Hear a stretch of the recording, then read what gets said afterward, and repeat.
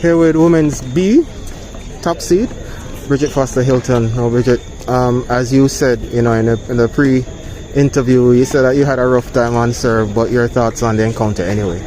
Yes, what I've learned is that tennis is just about matchup, and some players are just a little bit harder depending on what they give you. But to be honest, today I came out and the first set was very shabby. I wasn't able to hold my serve, and but I fought like a real champion, and I was able to take that. I settled down in the second set and it got a lot better. Your thoughts on the conditions here?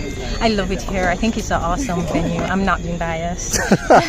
It's an awesome venue with awesome courts, and it's really spectacular. And your thoughts on actually having tennis back again? I mean, yes. you've been off the court on your own, doing your own thing, but competitive tennis is back. Absolutely. And after the first set, that was just so bad. I said to myself, Brigitte, you haven't played a match in 2 years. Don't be so hard on yourself. And the beauty about tennis, you can always come back. So I just kept fighting. Okay, now do you know who your next opponent will be? Absolutely, I don't have a clue. And it's not important? And no, it's not. I just want to recover now and just be happy that I'm on to the next round.